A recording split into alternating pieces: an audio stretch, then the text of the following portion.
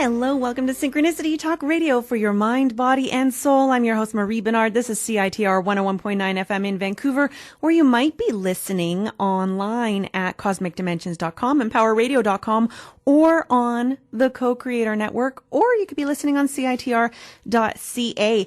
Today, happy Family Day if you're in British Columbia, Canada. It's a holiday here today. And we are going to be talking about living a wholehearted life. Today we're speaking with Susan Reeve. She has 40 years of experience as a self-esteem expert, master coach, corporate consultant, interfaith minister, and award-winning author. And yet the title that best captures her wholehearted life is Godmother.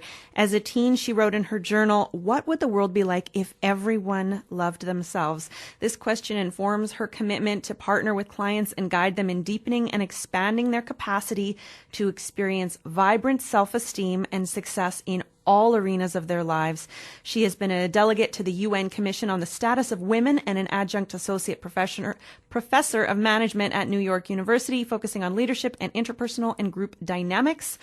And she is a member of the New Thought Center of Eastern Long Island and is one of the ministers offering the Sunday service message. So you can find her at susanreeve.com, and it's SUSYN, Susan with a Y, Reeve.com. And the book we're discussing is her latest book, The Wholehearted Life, Big Changes and Greater Happiness, Week by Week. Welcome to the show, Susan. It's so great to be here with you today, Marie. Thank you so much. And you are stuck in your house in a snowstorm. So how are you living most wholeheartedly when things are totally out of your control right now? I am feeling really cozy, happy to be inside, and glad that this is something that I had to look forward to today. Yay! And the Skype seems to be working out too, so that's good. I'm happy. Yes, I couldn't get out of still can't get out of my driveway right now, so it's really a day to appreciate that I'm able to stay in the house. I have a computer here that works, and all is well. Good. Wonderful. Well, let's get talking about your book. So this is a week by week. I guess the idea is to start in January, but since everyone's I imagine a lot of people are kind of giving up on their New Year's resolutions. So this is a good time to remind people of keeping themselves happy and healthy. Yeah, this is a book. It's a book that you can do over the course of a year if you are disciplined to focus on a particular chapter week by week. I think it's a really great book to do with a friend or a small group and support one another through that process of going through. I'll just give you some of the chapter titles: Breathe, Have a New Thought, Smile, Smell the Flowers, Eat Dessert First, Write Your Obituary, Be the World's Greatest Lover. So there are a variety of different areas of focus that ultimately have us be aligned in body, mind, and spirit. Beautiful. Well, I like the chapter. Well, I mean, there's 52 things to go through, and so you have a little bit to do each day too, right? Yeah, each chapter has an inspiring quote, has an essay about the concept that the chapter focuses on. Some chapters have personal stories or teaching stories that have influenced me throughout the years, and then 7 days of exercises to practice that particular idea during the week. And some of the exercises are very quick and simple to do, just to give you a sampling of what it's like to focus on this particular concept. Mm. And now you mentioned you can go through it every week if you have discipline. So what about for most of us who don't have discipline? How do we do that? Well, what I find with myself as well as with many of my clients and people who have told me how they're using the book is they start out with, I'm going to start with week 1. And by week 2 or 3, or by day 2 or 3 or week 1, they have lost some of the momentum. So one of the ways that I use it is I keep it by my bedside table, and I open it randomly. And more often than not, I find I just opened it randomly to a chapter that says, "Be kind," and a story about a beautiful summer afternoon, which is making me laugh on this snowy day. But to open it randomly and read that page and then ideally commit to one action to take that day that keeps you focused on the particular concept for the day. Well, I was looking through your book last night, and one of the chapters that really jumped out to me is the one about hugs, because I love hugs. I love getting hugs, giving hugs, and sometimes people are a little bit weird about hugs. So can we talk about how to get and give more hugs? Sure. A friend of mine many years ago had given me the acronym for hugs, which is, her name is Susan Ivory, and she called it heartfelt unconditional gratitude. And, unfortunately, many of us have discomfort around our bodies, which then makes it uncomfortable to both give and receive hugs. You've probably had the experience, Marie, of somebody gives you a hug, but you can tell that they're stiff and uncomfortable. Yeah, why even bother giving him a hug? It's like, ooh.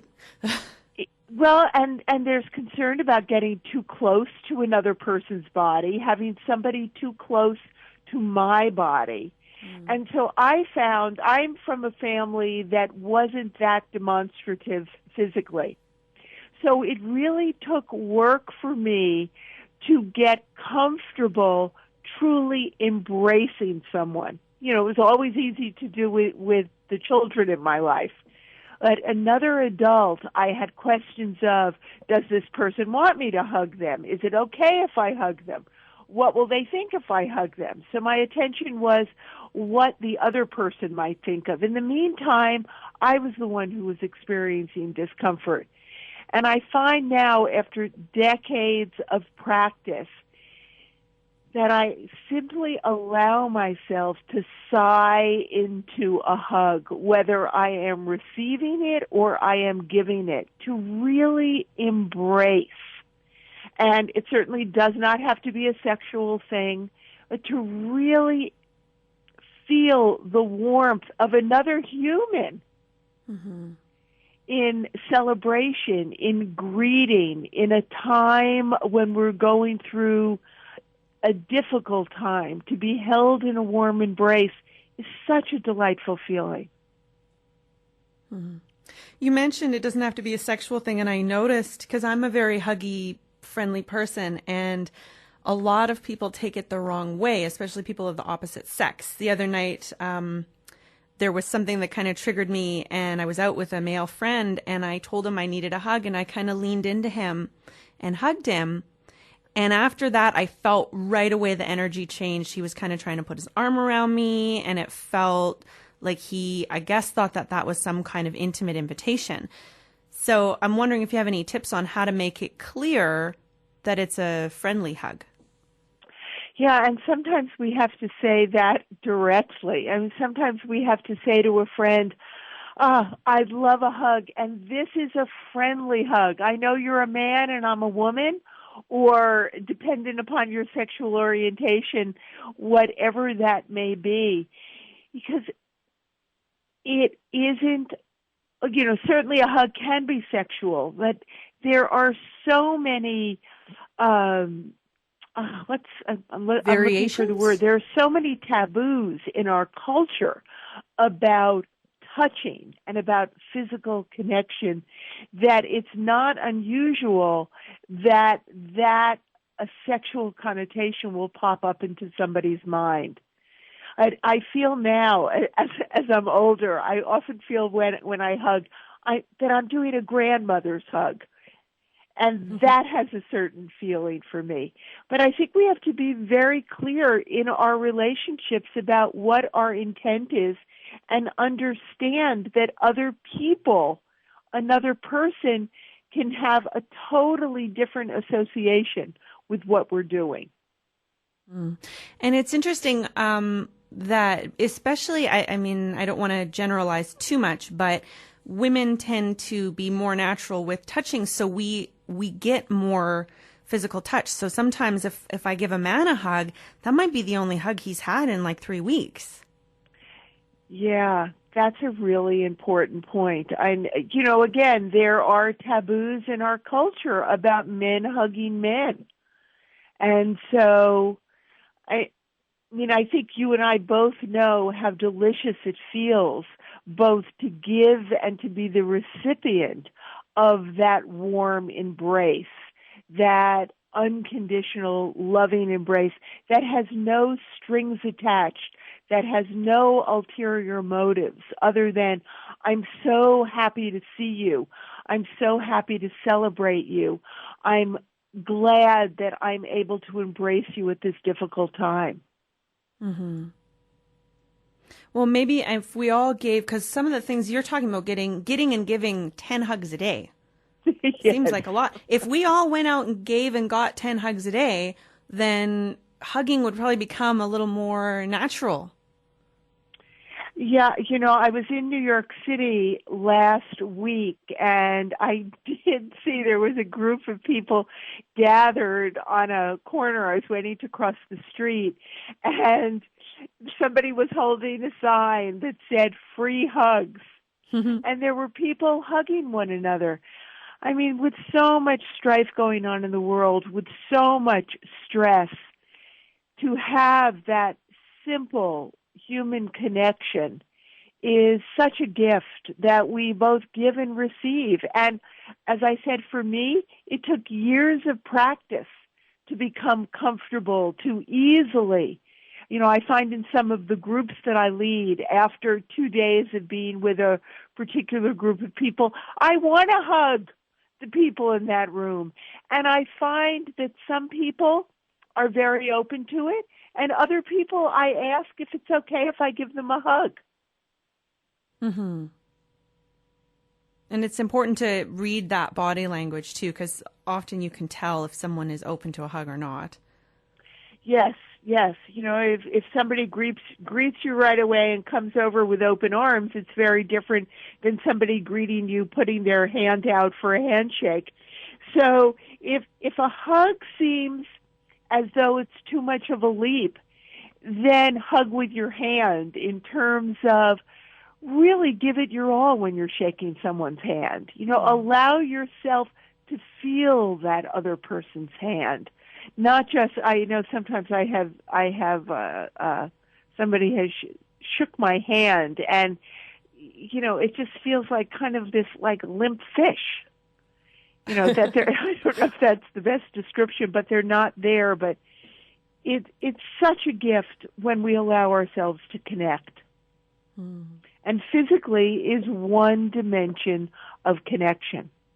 This is Synchronicity Talk Radio for your mind, body, and soul. We're speaking with Susan Reeve. She's the author of The Wholehearted Life, Big Changes and Greater Happiness Week by Week.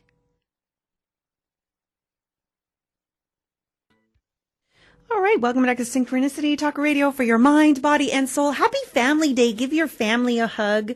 And I don't really have any family, so I'm going to have to find someone else to hug. This evening, I'm going to a comedy show with some friends, so I'll be able to hug lots of friends. But yeah, if you're lacking in family or your family's far away, find someone to hug today if you can. Maybe ask permission first if they're a stranger. Sark actually, Susan Ariel Rainbow Kennedy, she's been on the show before, and she talked about one day she was in the grocery store and she was about to have some kind of binge. And she realized that she just needed a hug. So she asked a stranger in the store, please, I'm about to buy a bag of potato chips and eat them all. I just need a hug. Would you give me one? And they did. What a great story. That woman has guts, I have to say. That's really great. So moving on from hugs, is there anything else you want to say about hugs? I encourage you to put notes on your smartphone or on a Post-it on your computer screen and a reminder to hug. And if there's nobody there to hug, give yourself a hug. Embrace yourself. I like that. Yeah, you can get a boost of oxytocin just by touching your own skin, right? Yes, yes. Yeah, hugs give you oxytocin too, so that's good. Well, let's talk about living abundantly, which is week 23. Live abundantly. Having lots of hugs is part of being abundant. It certainly is. And, so it's so easy to think that abundance is automatically related to our bank account, is automatically related to the amount of money we have or the things that we have. But abundance is really a state of mind. Abundance is, do we feel supported in our life? And I find that it's really valuable when we're exploring abundance to start out with what are the riches that exist in my life right now. I'm grateful that I have heat in my house on this very, very cold day outside. I'm grateful that I have access to electricity. I'm grateful for my health, for my friends. I'm grateful for a refrigerator with food in it. To really start looking at what is it that I have in my life. Because the lack of abundance is focused on what's lacking, always seeing what's missing. And I just want to add something about saying what's missing. There are times when it's valuable to have this rocket of desire. Oh, I'd really like to go on a vacation to a warm beach on a cold summer day. On a cold winter day. To have that sense of desire and to set that intention. It's very different to go through our lives on a daily basis and constantly be focused on what's missing. Yeah, I feel a lot of people, I think, myself, anyone who deals with any kind of obsessive thoughts or depression or anything like that, which I do, I tend to I notice that it's more automatic for me to focus on what's missing, even though I could have a great day and one person looks at me weird, and I will, if I let it, it'll ruin my day. Exactly. It's I hear from people sometimes who have made a to-do list, and let's say there are 10 tasks on that list to complete. And in the course of the day, they've completed 8 of them. And rather than celebrating the accomplishment, they're focused on what they didn't do. Mm-hmm. So I personally have stopped making to-do lists, and I now write done lists. Oh. I put my tasks in the past tense, and it's a mind game that I play with myself that gives me energy to really believe, yes, I can get this done.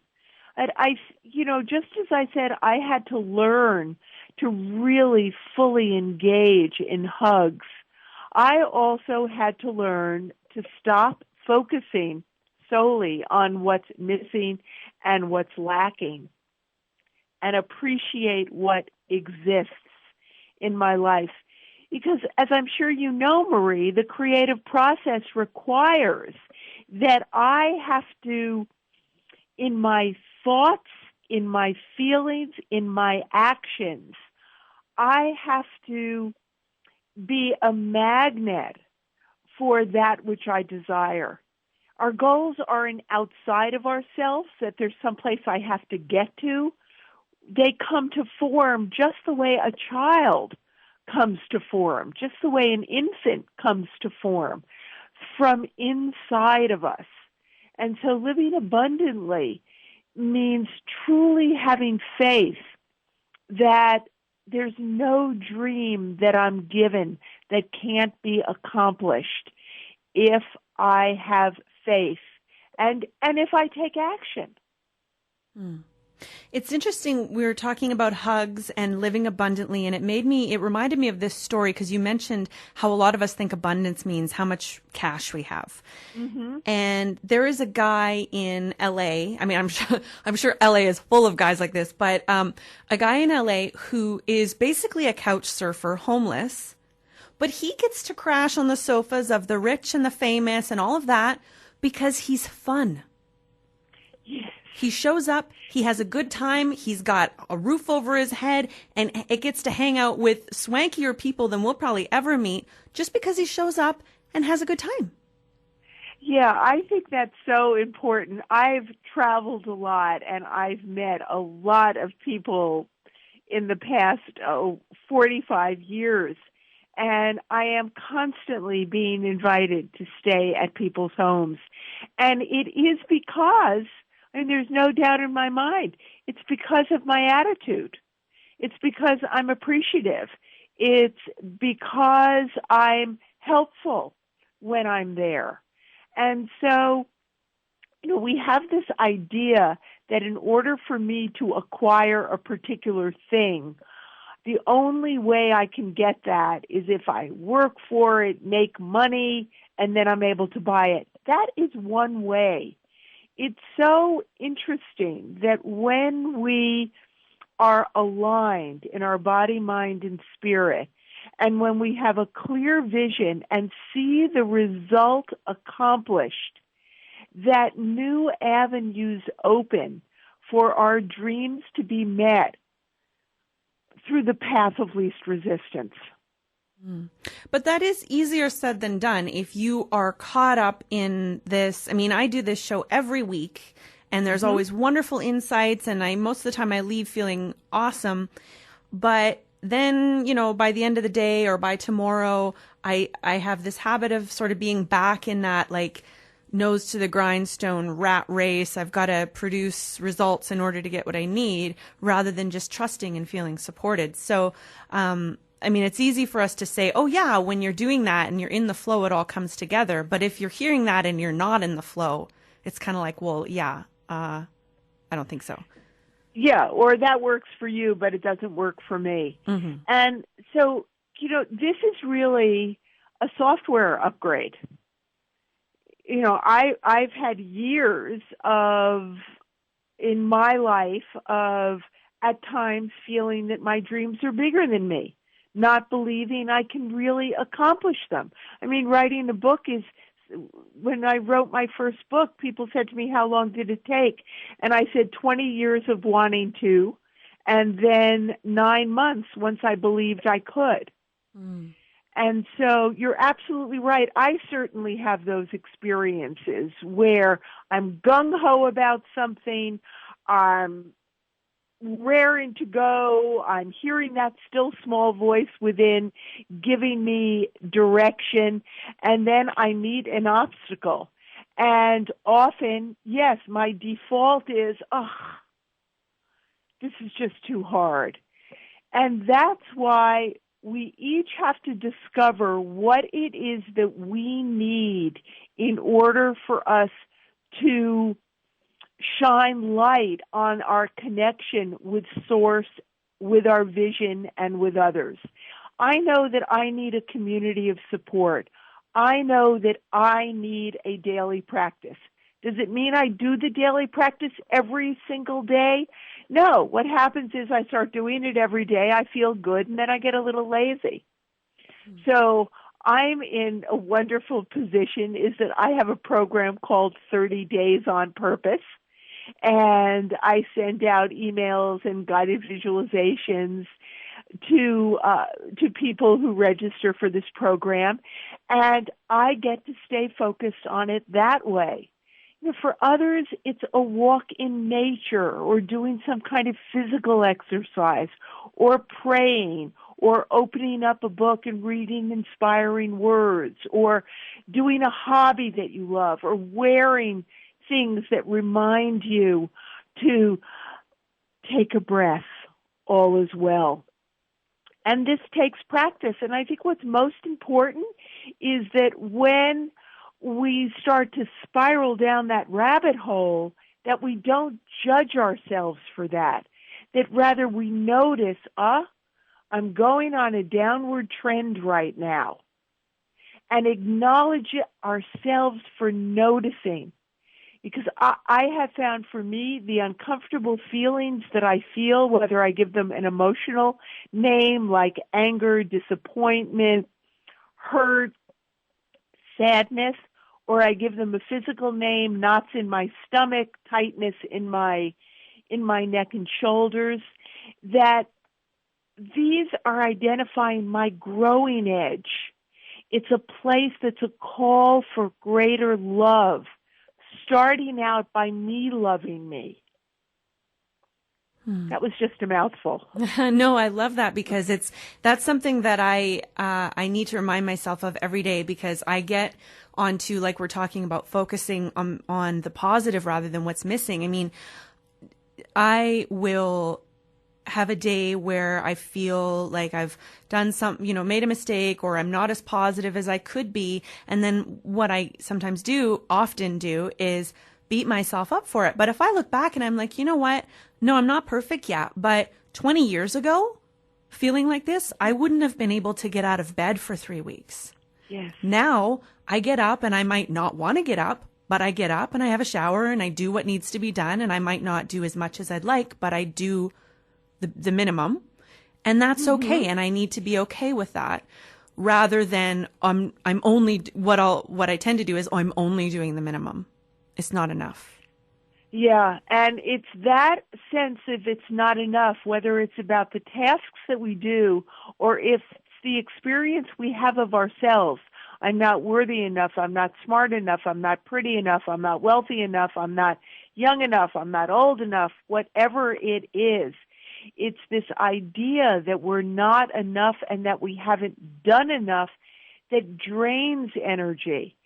I mean, one of the chapters in this book is about acknowledging accomplishments. And I encourage people to choose something that they are already doing. Mine, since 1982, has been brushing my teeth. And I can tell you, yes, there have been some times that it's easy for me to brush my teeth in the morning because my mouth tastes yucky. There have been some times since 1982 that, brushing my teeth has just been too much to have to do. And there have been other times that I put the toothbrush under the water and held it to my 2 front teeth. Yet, in this period of time, I have associated brushing my teeth with accomplishment. So an accomplishment symbol is something that you are already doing, not something that you think you should be doing, not something that you think you'd be a better person if you did it. So one of my clients years ago said, she was so excited. She said, I chose an accomplishment symbol. She said, it's peeing. Every time I pee, I say, good for me. Oh. Now, I mean, isn't that she played with it? And because when we begin to experience ourselves through the eyes of accomplishment, and that's EYE as well as the capital I, then there is a momentum in acknowledgement that gets us going. It's a reason to start something on your done list that's easy to do, rather than starting with the most difficult thing that you will need the most energy to take a step to do. That is just so funny, the peeing thing. It's like, yeah. If you get it, it's a cold winter morning and you're just almost like, oh, just don't get up. Yeah. But we get up like a big boy or a girl and we go and we do it. That is an accomplishment some days. Oh, yes. I did not want to get out of bed this morning. It was cold. It felt cold in the house, and I was negotiating with myself. Well, I'm proud of you for getting up and using the potty. Yes. Good for you. Yes. Good for me. Yes. Oh, that's so funny. Well, I've been using your book just like you had suggested, opening it up randomly. And the page that I just opened it to is use your feelings as your guide. So is there anything else you want to say about abundance before we move on to feelings? No, I think There are some wonderful YouTubes. If you go to YouTube and just put in the word abundance and see what comes up, shake your buns a little bit and do an abundance dance. Those are my final words on abundance today. Awesome.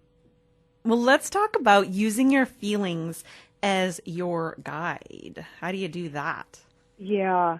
Well, the idea behind this is thoughts charged with emotional energy, spoken of with authority, you are the author of them, and acted on with conviction, acted on with faith, is one way to describe the creative process. Now, we have more thoughts in the course of a day, probably in the course of 5 minutes, than we can possibly track. But what goes on, whether our thoughts are conscious or unconscious, our thoughts create an electrical impulse in our bodies, which then results in a sensation. And we're used to giving those sensations emotional names. Happiness, sadness, anger, hurt, disappointment, peace. And so when we use our feelings as our guide, we can say, oh, we feel some tightness in our stomach, or we're feeling sad.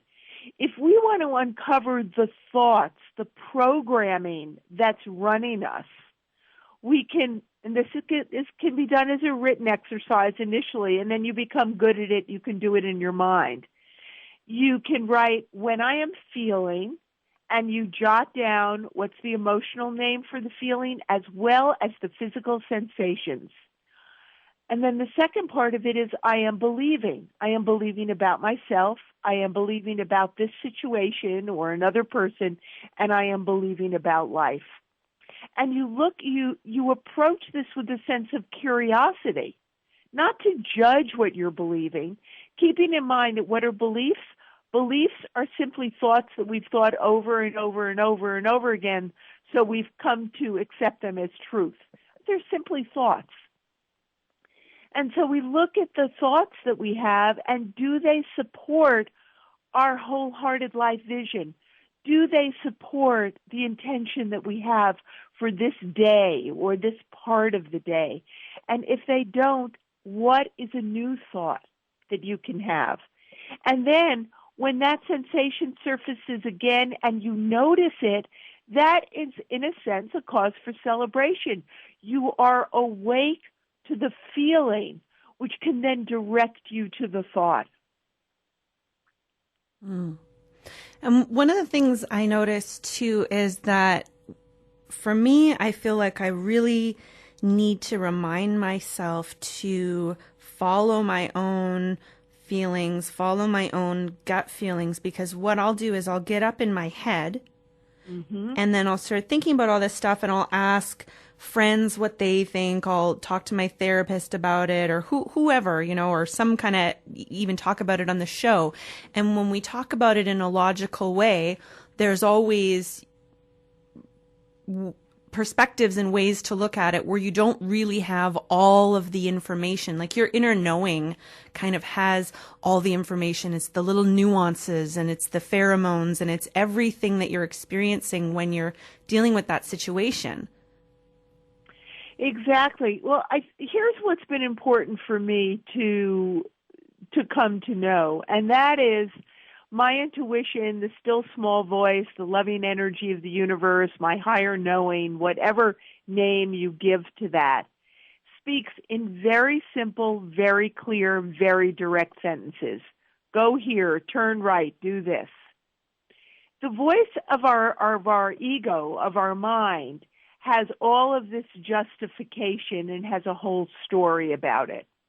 Now, there are times that it's of value to get information from other people, because sometimes it helps me discover what's really true for me when I hear other people's opinions.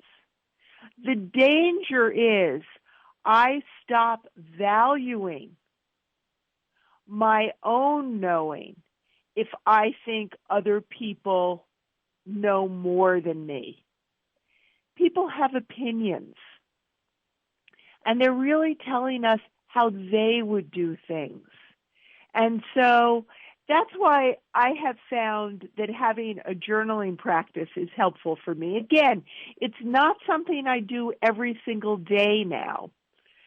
When I do it, it really helps me. I like to think of the word write, W-R-I-T-E, as also R-I-G-H-T. It makes things right for me.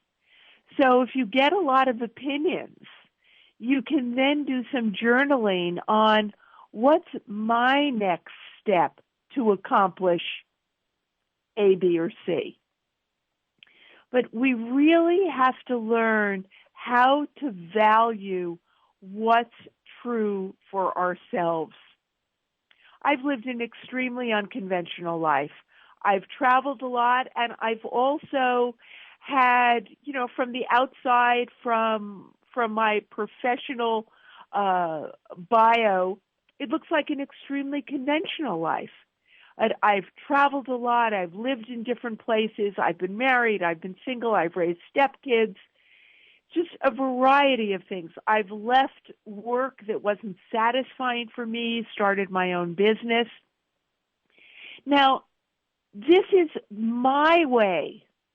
It doesn't mean that it's right for somebody else. And for each of us, our journey, as I see it, is to uncover, to discover what are my gifts, talents, and skills, and how can I best express them. Because just as an orchestra needs all different instruments, the universe needs all different gifts and talents expressed. There's something else that's just popped into my mind. When I was in graduate school, I had a professor who said that for this semester you cannot ask questions. You must say everything as a statement. So rather than saying, can you tell me more about that? It might be my saying, I don't understand that, and I would really like more information or an example. It was having to make statements to get clear about what was true for me. And it just popped into my mind. No, I like that. Well, I flipped to another chapter, and that one, week 38, is give compliments. I really love that one because so many times you'll just be talking with someone or walking down the street and you'll notice something like, oh, I really like that person's energy, or I love her scarf, or whatever. And we just keep our mouths shut. Yes. And how lovely is it to receive a genuine compliment? I'm laughing because I overheard a conversation again on the street in Manhattan last week. There was a man who I'd say very well dressed, probably in his 50s, and he was with a young child, 7 to 9 years old, and I heard him asking the boy he was with about how to use FaceTime, and that he has it on his phone and doesn't know how to use it, has never used it, and then asking the young boy how did he know how to use it. And I found it to be such a delightful conversation that I turned around and said, what a great conversation this is. And I complimented the young boy. I complimented the man who was with him for his interest in learning to do something new. It is such a gift to acknowledge something that we appreciate, or a beautiful piece of jewelry, or a haircut. The challenge in this is that many of us have to learn how to accept compliments. Have you ever had the experience, you say to a friend, "Whoa, your hair looks so great today," and she said, "Well, I had a cut, it's really too short, it's going to look good in 2 weeks."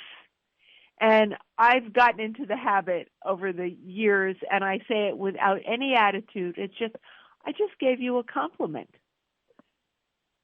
It's to wake people up from their automatic, the desire for a compliment and then the difficulty of receiving. Yeah, it's like the yeah, but. Exactly. And what that does then, it teaches the person who's giving the compliment not to give you compliments anymore. You're really saying that my complimenting you in your hair really doesn't matter, doesn't count, it isn't right. And what do we all yearn for? We all yearn for recognition. We put so many rules on what it should look like and who gives it to us and when we should get it. The appropriate response to, I have two responses to compliments. One of my responses is thank you, and another response, if somebody recently commented on a bracelet that I love that I often wear, and he said, well, that's really a beautiful bracelet. And I said, yeah, I love it too. Yeah, then you get to mutually enjoy it. Yes, exactly. And so in that chapter, I'm encouraging people to give a lot of compliments. And genuine compliments, of course. Yes, not going through the motions of just saying the words. And sometimes we give compliments by write a note to somebody. Let them know what you appreciate about them. It's the time of year where Valentine's Day is coming up. Well, so we're used to thinking about Valentine's Day in terms of romantic love, but it's a holiday to celebrate love. Who are the people in your life who you love? Let them know that, and let them know specifically what it is that you love about them. That's the thing, because it's easy to say, oh, I love you. But when you break it down, there's actually a Hallmark ad on YouTube right now with this same-sex couple talking about because they say they love each other, and then the maker of the video says, well, what specifically is it that you love about this person? And they get really specific about, the way she dances in the living room, and just the silly things and you're watching this video and it's so emotional because you're really getting to the root of what they appreciate about each other. Yeah, I had an experience during this summer. I was dating someone and I was actually doing the final edit of this book. And I was just feeling so filled with love and appreciation. And I wanted to call him and tell him what I appreciated about him. And I felt kind of uncomfortable about doing that at first. I don't know if it was because it was, I would be more vulnerable if I did that. But I started laughing at myself at one moment. I was talking with a girlfriend about this and said, oh, what do I think it's going to be easier if I call him and tell him what I don't like about him? And I just giggled at myself, and I made the phone call, and it was such a sweet, sweet conversation. And what a gift that we give to someone to let them know specifically who we see them as.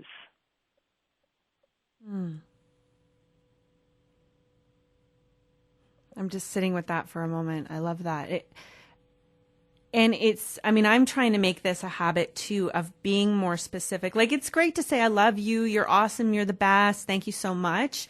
That's wonderful. But when you can really get specific about what you like about a person, not only do they really feel a lot more seen, but it's also, especially in dating or friendship or any kind of relationship, the kinds of things that you appreciate about them, if you voice those things, that part of them is going to come out more. They're going to want to be that way more often. Yes, yes. This reminds me of one of the chapters in this book. It's the second to last chapter, which is called be the world's greatest lover. And I apprenticed with a wonderful teacher, Don Miguel Ruiz, the author of The Four Agreements. I apprenticed with him for 2.5 years, many years ago. And he would often say, there are 1 million ways to express your love. And I heard those words and I heard those words. And then one day, I heard them in a whole different way. And I decided that I was going to spend that day looking and seeing all the different ways people express love, including myself. And I started seeing things like somebody holding a door open for somebody else who was carrying heavy groceries, somebody complimenting someone, people walking down the street holding hands. I mean, there were just so many different ways. And while certainly there's one association with being the world's greatest lover, which is, making love a sexual focus, and that's certainly something that's delicious and delightful. But we get to express our love throughout the day with the smallest of gestures, making eye contact with the cashier in the supermarket, saying thank you, thanking the bank teller for letting us know what our balance is. I mean, whatever it might be, to really practice who would you be in your thoughts, words, and actions if you were the world's greatest lover? Mm. Well, that's just in time for Valentine's Day. And when you talk about, you mentioned we might interpret that, because when I saw that, the world's greatest lover, that's the first thing I thought of is sex, which is great to be a giving lover and an appreciative lover. But if you go out and are a lover of people and an appreciator of what's wonderful in the world, your sex is going to be better too, and you're going to probably get a lot more of it. Absolutely. Right? Absolutely. And it also gives us the opportunity to take a look at what are the conditions I place on being loving. I can be loving to somebody who has my same political beliefs, but not with somebody who sees the world differently. I can be loving if you remind me of my sister, but if you remind me of a friend who I don't get along with, then I can't be loving towards you. I can be loving if we're of the same race or cultural background. To really take a look at what are those conditions that not only that I place on being loving towards others, but that I place on being loving towards myself. Mm. And I find also being loving, being appreciative, giving compliments, all of that. If I am in a funk and feeling low energy, if I give energy to someone else, and not in that kind of bottomless pit of giving martyr type energy, but like I get on the bus and I give the driver a big smile and say, good morning. I feel like crap. Well, as soon as I've done that and he feels a little bit better, I actually get energy back from him. Yes. I mean, one of the ways to get out of our own way is to give love, whether it's in the form of acknowledgement, it's a compliment, it's gratitude. But to pick our head up and be present in this moment where I am on the bus, in the store, in the workplace, give someone a compliment.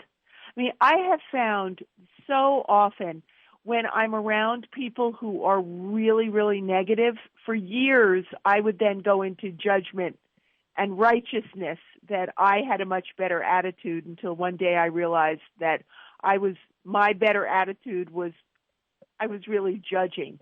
And what I've often done when I find a conversation gets very gossipy or very complaining, I might say to somebody, and I have to say this with no attitude within me.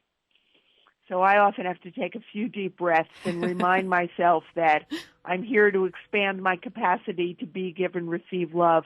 And I'll say something to them like, whoa, that scarf that you're wearing is really beautiful. And I can change the conversation and the energy with something as simple as that, because that loving energy is contagious, and that loving energy can embrace all of the gossip and negative stuff and transform it. I love that. Well, we're almost out of time, and I've been meaning to put your name out there again. We are speaking right now with the conversation's just been so fun that I've totally forgotten, but we are speaking right now with Susan Reeve, and you can find her at susanreeve.com, but her name is spelled with a Y, S-U-S-Y-N, Reeve.com, susanreeve.com. We're talking about her book, The Wholehearted Life, Big Changes and Greater Happiness Week by Week. And it's such a pleasure speaking with you, Susan. Thank you so much for your loving energy. And we have just a few minutes left in the show, and I'm wondering where you want to take these last few minutes. Yeah, thank you. And it's what's become most important to me these days is that we're always on the path. You're never off the path. There are just times that it seems as though you can't see the light at the end of the tunnel. And what is crucial is to say yes to it all. So when you're going through a dark time, a difficult time, a challenging time, know that you are at a growing edge, a leading edge. It doesn't have to be a bleeding edge. And allow yourself to ask for help. Allow yourself to acknowledge what you're feeling. You know, I like to think of it this way. If you use a GPS, you must put in your current location in order to get to your desired location. And so if you're feeling terrible, acknowledge that you're feeling terrible. And by doing that simple act of acknowledgement and noticing will begin to open up the door for you, will begin to shine light on greater love in your life. We are all doing the very best we can at every moment, and it's up to us to truly embrace that we are each mighty expressions of love in the world. And for many of us, myself included, I've had to learn what that means for me. So those are the thoughts that pop into my mind, Marie. Well, I really appreciate that. And, you know, I want to give you some compliments. I really appreciate your fun energy and the way, you know, you're stuck in the snowstorm and you couldn't get to a landline. Normally I don't let people call in from Skype, but this worked out well. The sound has been great. So I appreciate that. And I appreciate you being willing to share your energy even on a cold and snowy day there. And yeah, it's just really such a pleasure talking to you and learning from you and experiencing your enthusiasm for the work that you do and for loving people and people just having more wholehearted lives. Thank you so much. Well, and what an honor it is for me to have this bright light, this conversation with you today in the midst of a very gray day outside. Thank you so much. Well, so where is the best place for people to pick up your book, The Wholehearted Life? Well, you can certainly find it on Amazon, and I encourage you, if there's a bookstore in your neighborhood that you love, go to the bookstore. If they have it on the shelf, certainly get it there. And if they don't have it on the shelf, ask them to order it. It's distributed through the major distributors, so bookstores can get it. And I believe that there's something for everyone. And I wrote it as a love letter, as the wisdom of an elder. And this is what I want to share. And, you know, life is precious. And we either can feast on it or we can feel as though no matter what we do, it's never enough. I've mastered the unhappiness and misery in my life. I don't think it needs any more practice. So I encourage people to feast on this magnificent buffet that's before you. Hmm. Well, it's been so much fun talking with you. So SusanReeve.com, SUSYN Reeve.com. You mentioned something about emails. Should people sign up for your mailing list? Absolutely. And they can do that at SusanReeve.com. Absolutely. I'd love to share some of the things that I do. Particularly, I'm in love right now with 30 Days on Purpose. And actually, DJ Chris Horrific is celebrating Family Day with his family, so we're not in a rush to get off the air. If you have a minute to tell us a little bit more about that. Yes.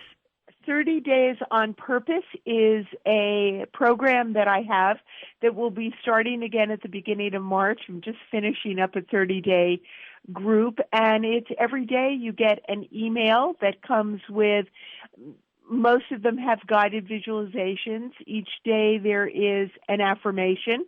And so it's, I am deserving, I am worthy, I am playful, I am loving, today's affirmation was, I am awake. And there are some questions to focus on. There's a Facebook community.